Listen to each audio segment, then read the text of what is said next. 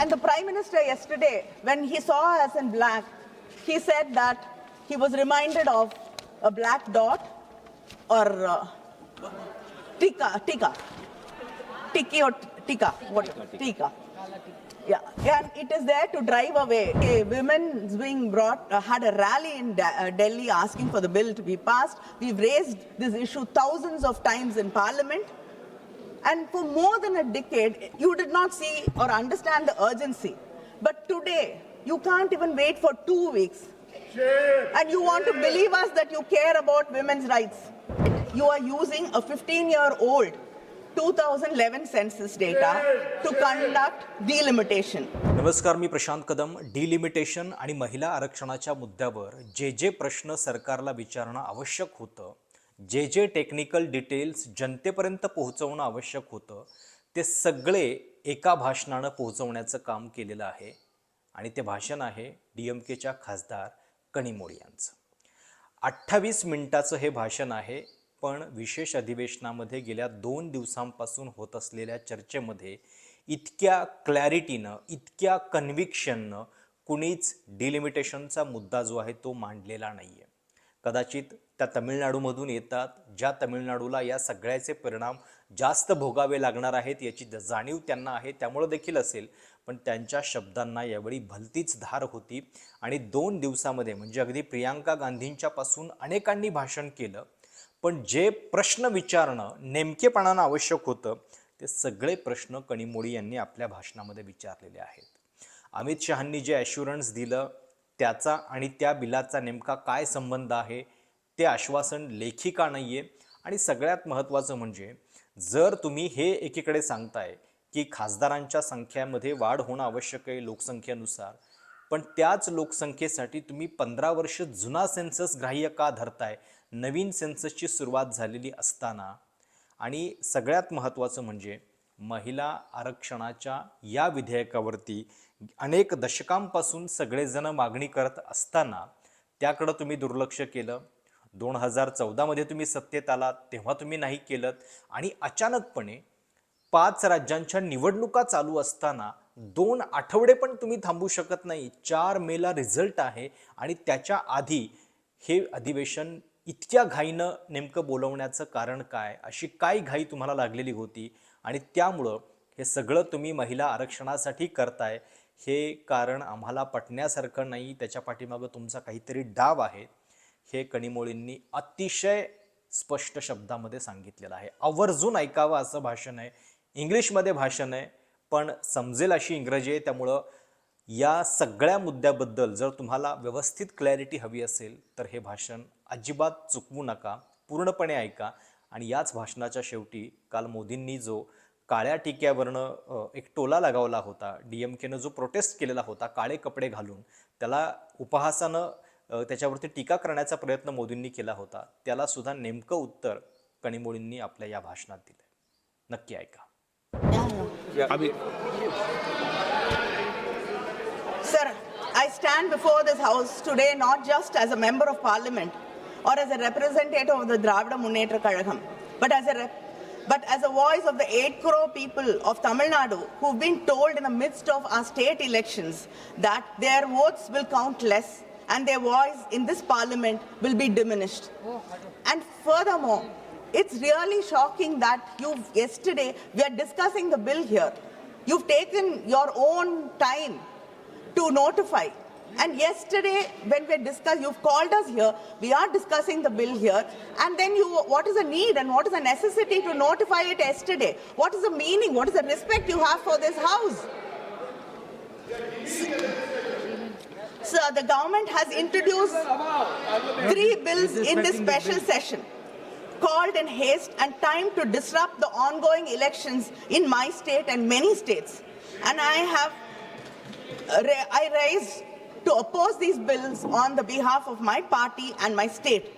Let me start by saying that these 3 bills, disguised as if they are in support of the reservation of women, constitute the single greatest assault on Indian federal structure.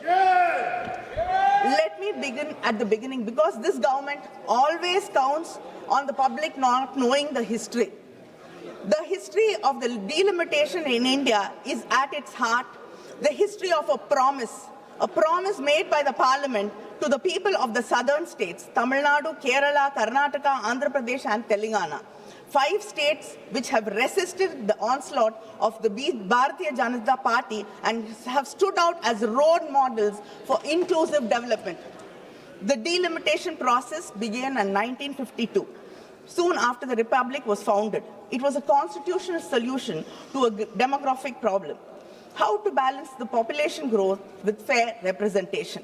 All of us abided by the constitutional suggestions in Article 82 and 170.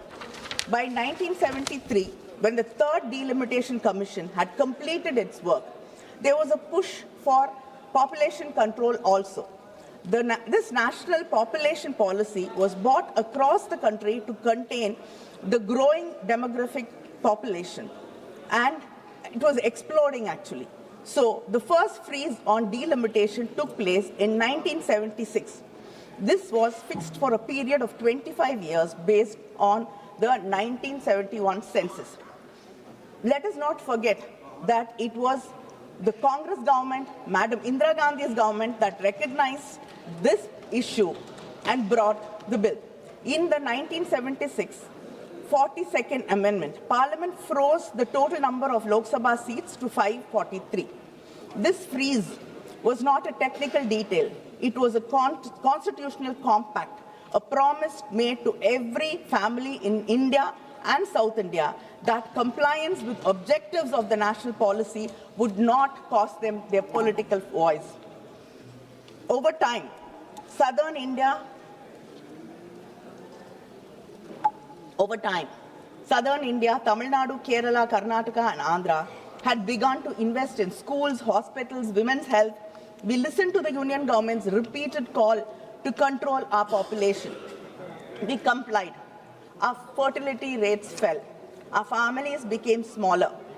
In 2001, understanding that some states, especially southern states and other states like Punjab, had done a better job at these indicators, and some other states had to catch up. That time, there was a government, a union government, which listened to the voices of the people from the south. Yes, I have to give you credit when you deserve it. We are unlike you, always finding fault with us. When there is something to appreciate you, we always appreciate. So under the Vajpayee government, the parliament extended that freeze through the 84th Amendment until after the first census following 2026. 24 more years of protection, because then the parliament in its collective wisdom understood that this injustice had to be addressed. Why do we have to increase the seats now to 850? On what basis? The statement of the objective says that there is a change in demographic profile. Yet you are using a 15-year-old 2011 census data to conduct delimitation. You are contradicting yourselves. And 850 seats, most of the MPs, after making the seats 850, might not even get a chance to speak in this parliament for 5 years. Sir, I want to tell this house about a family in Tamil Nadu, a mother and a father, first generation literates. They had only 2 children, not 5, not 6, because they believed in family planning, because the government told them that was the right thing for the country, because they wanted their children to have a better life. That is the story of Tamil Nadu and the South Indian states. Today, Tamil Nadu's total fertility rate is 1.6, lower than France, lower than Australia, lower than United States, your friends. We have completed what the demographers call a demographic transition. Our population is stable. Our women are educated. By every measure of human development, Tamil Nadu is a success story the country has to be proud of. But what does this government say to that family in Tamil Nadu? It says, sorry, you made a wrong choice. You made a mistake by listening to us. You made a mistake by listening to this, because you cared about this country, because you put the country first. You have to suffer. we are going to reduce your representation. Uttar Pradesh's population has grown by 120% since 1971. Tamil Nadu's only by 15%. And contrary to what the Home Minister said yesterday, Clause 4 of the delimitation bill clearly states that the allocations of seats will be on the basis of the latest census figures. The Home Minister says one thing, the bill says another thing. Now, the latest available census is 2011. But again, according to the 2011 formula, UP gains 13 seats. Tamil Nadu loses 11 seats. But the Home Minister yesterday told us that by increasing 50%, Tamil Nadu will gain 39 seats, and which has 39 seats will gain 59. Sir, our ideological leader Periyar taught us, justice is not giving every person the same thing. Justice is giving every person what they need and what they deserve. But unfortunately, your government thinks what it needs and what it deserves is what the whole nation deserves and what the whole nation needs. Other than this, let me state two critical legal issues present in the bill. The Constitution bill says that the delimitation will be based on such census as Parliament may by law determine. This is vague and leaves everything open. This literally means that whichever party has a majority in Parliament gets to decide which census it is used to draw the electoral map of this country. Today, you might choose 2011.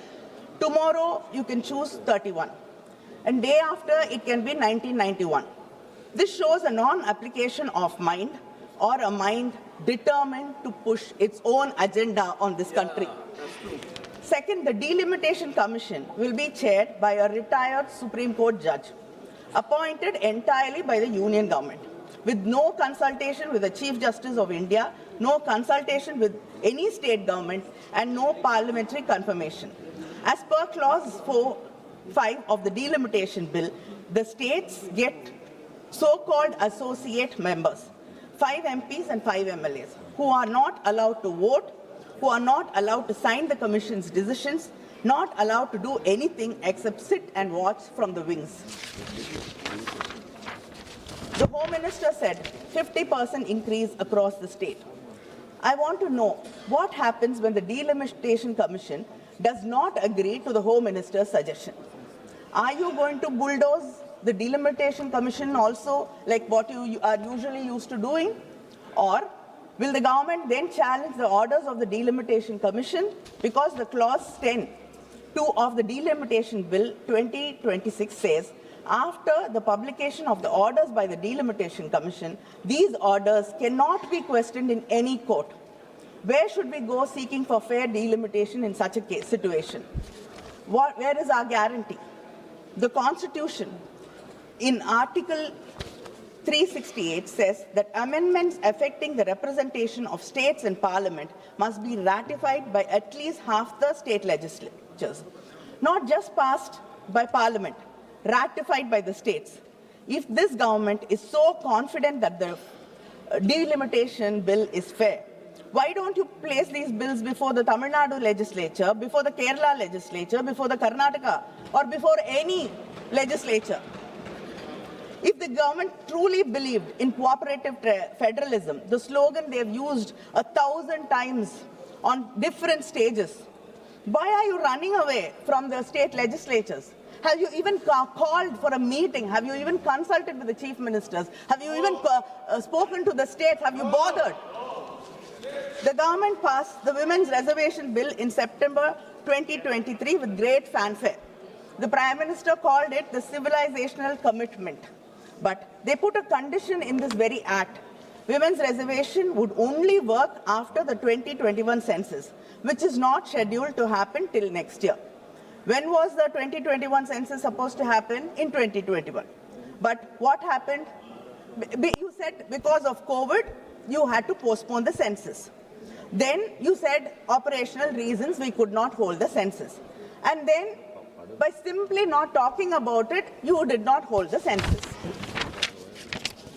So the largest democracy in the world, the country that invented modern census, could not conduct census in this country.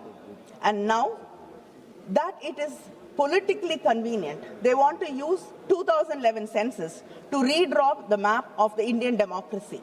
They postponed the census and now they are rewarding themselves with the old census. Sir, I really admire. You're the only government which can turn its failure into a political advantage. Look at when this special session has been called in the midst of election of 5 states. And to speak about timing, because timing is everything in politics. And the timing of this bill are so nakedly, breathtakingly political, I'm almost impressed by the audacity of it. The entire opposition asked you to hold this session after the elections. You ignored it. And yesterday you told us that giving women their rights, bringing these bills are of utmost urgency. You cannot even wait for 2 weeks. But you came to government in 2014. The entire opposition has been requesting you to bring the women's reservation bill. All the leaders in the opposition have written to you. Our leader, our Chief Minister, M.K. Stalin, has written to the Prime Minister saying that the bill should be passed. The DMK women being brought had a rally in Delhi asking for the bill to be passed. We've raised this issue thousands of times in Parliament. And for more than a decade, you did not see or understand the urgency. But today, you can't even wait for 2 weeks. And you want to believe us that you care about women's rights. Sir, this is not constitutional reform you're talking about. This is an electoral rescue strategy in these states because you are not going to do well in most of the states. The Constitution 106th Amendment Act of 2023, the Women's Reservation Act, was welcomed by most of the opposition parties here. And the DMK welcomed it. But we said it then, and we are saying it also now. Tying women's reservation bill to delimitation is a trap. It was designed so that you could never have one without the other. So that the BJP can say, if you oppose delimitation, then you're opposing women's rights. If you oppose the destruction of Tamil Nadu's representation, you are against women. The BJP is using women of India as a human shield for its electoral ambitions. The women of Tamil Nadu, who have the highest literacy rate in India, who have the highest female workforce participation in the country, who have fought and won in panchayats, corporation councils and state assemblies, those women will not allow their cause to be hijacked. They deserve, and the women of this country deserve reservation today in the existing 543 seats without waiting for anything else. And I ask the Honorable Home Minister, why can you not simply amend Article 334A to remove the delimitation precondition? Why can you not give women 1/3 reservation in the existing constituencies through rotation starting from 2029 election without delimitation? If you really care about women's representation, the path is clear and simple. Why do you refuse to take it? Sir, the women of this country have been starved of political power for decades, for centuries. There's a loaf of bread in front of us. We are saying we are starving. Share it with us. But the government is saying, no, you cannot disturb this loaf. We cannot touch it. We will bake a huge cake. And then we'll bring it. And then give you a small portion of that. Yes. How does it make any sense? And is this your civilizational commitment? The women of this country have been working hard all their lives. They protected their families, they protected this country, they've sacrificed for the nation.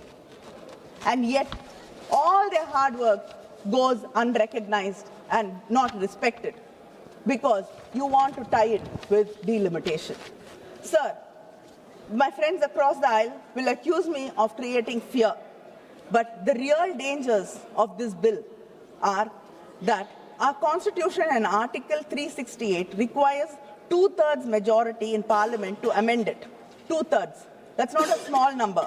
It was designed to ensure that no single region, no single language group, no single community could change the fundamental rules of India without broad consent from across this great nation.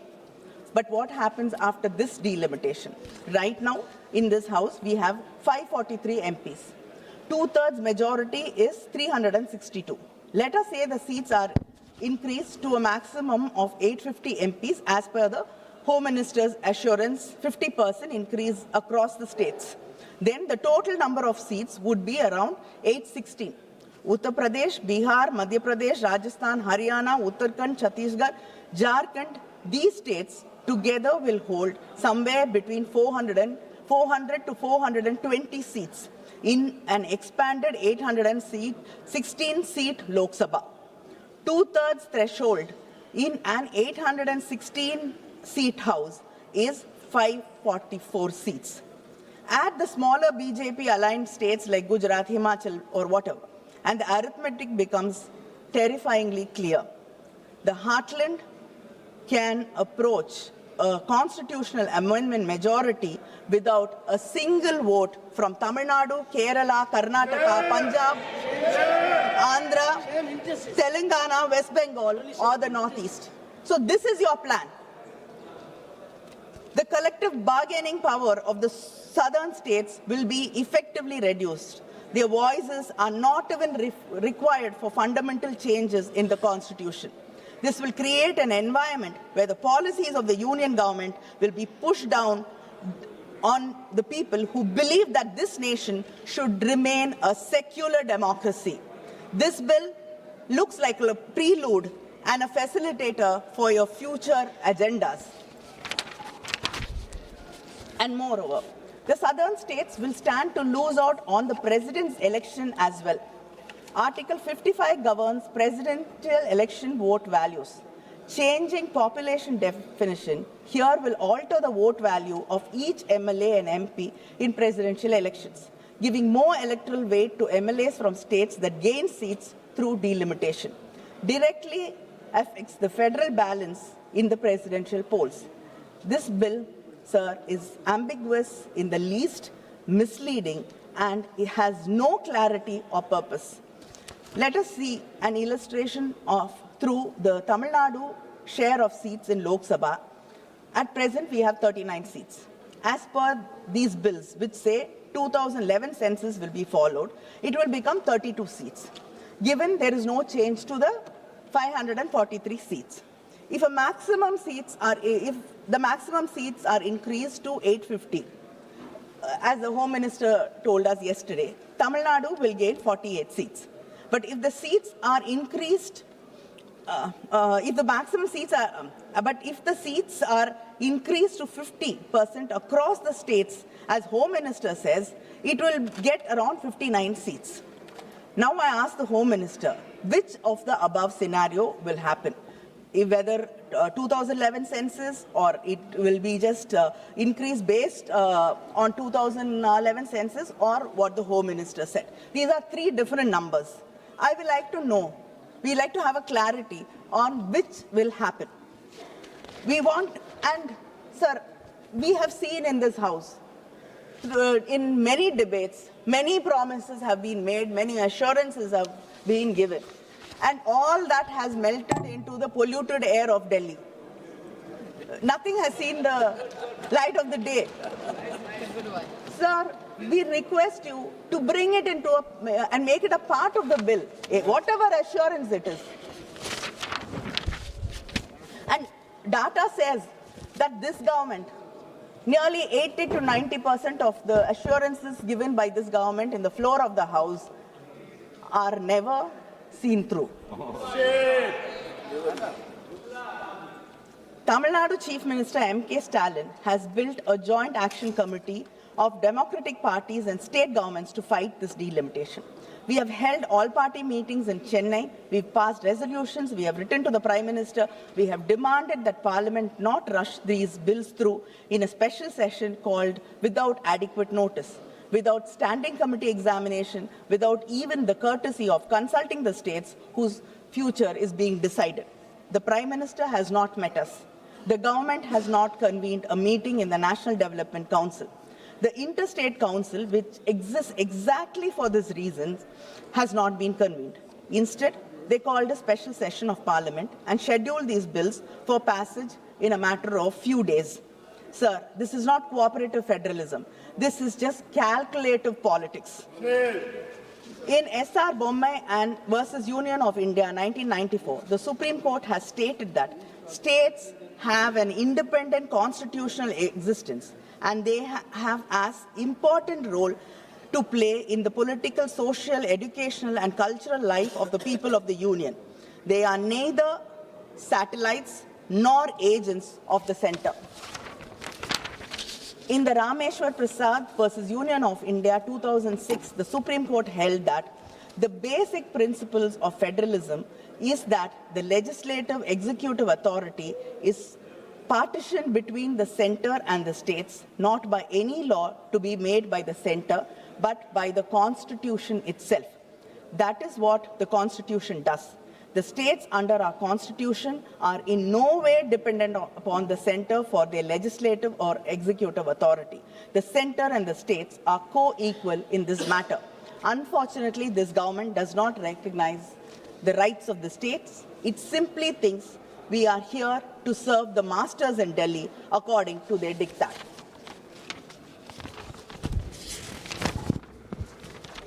The DMK is not here merely to oppose. We are here to govern, to protect and to propose. The Tamil Nadu and the DMK demand this government should implement the women's third reservation bill immediately in the existing 543-seat Lok Sabha through rotational reservation, de-link it completely from delimitation exercise. Then we can support this bill. The women of India should not be made to wait for a delimitation exercise that serves the BJP's political interests. Withdraw these three bills immediately and refer them to a joint parliamentary committee that includes representation from all states and all parties. Do not rush a 25-year electoral map through a special session in 48 hours. Convene a constitutional conference of all state chief ministers to deliberate on the delimitation framework before any legislation is enacted. India deserves that consultation. And our chief minister, our party president, sir, yesterday has promised the people of Tamil Nadu that not one seat will be lost on his watch. And yesterday, when the DMK floor leader mentioned in Parliament that our leader, M.K. Stalin, hoisted a black flag, you dismissed it by saying that black flag or blue flag does not matter. You brushed it aside. Yes, sir, you brushed it aside by saying a black flag or a blue flag does not matter. A black flag is a sign of protest. Yes. A sign to say we will stand up and fight and we shall not give up. Yes. And I like to remind you that a blue flag, sir, is the color Dr. Baba Sahib Ambedkar chose for his party flag. It is the same blue color which you dismiss that the man who taught us that we should educate, agitate and organize, the man who wrote the Constitution chose for his flag this very Constitution you are trying to dilute and we here are trying to protect. And sir, and the Prime Minister yesterday, when he saw us in black, he said that he was reminded of a black dot or tika, what? Tika. Yeah, and it is there to drive away Evil forces. Evil eye or evil forces or whatever. Sir, I am surprised that people here who are there to protect Hindutva were not reminded of Kali, the goddess, the dark goddess who wears black.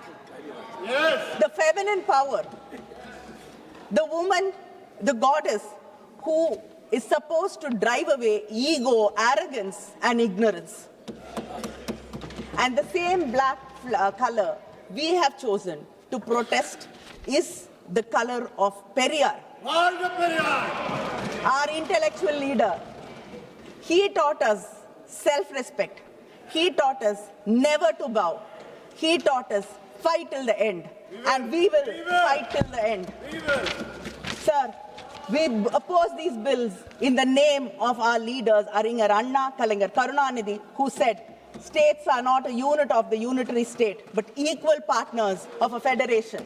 In the name of our Chief Minister, M.K. Muthuvel Karunanidhi Stalin, who even in an article today has said that this bill should be withdrawn. A fresh bill should be introduced and placed in public domain at least for 3 months for wider consultation. He says, the moment calls for reflection, not expediency, deliberation, not haste. If the Constitution is to endure as a charter of trust, its amendment must be guided by principle anchored by fairness, restraint and fidelity to the Republic's enduring integrity. Tamil Nadu போராடும், Tamil Nadu வெல்லும். நன்றி, வணக்கம்.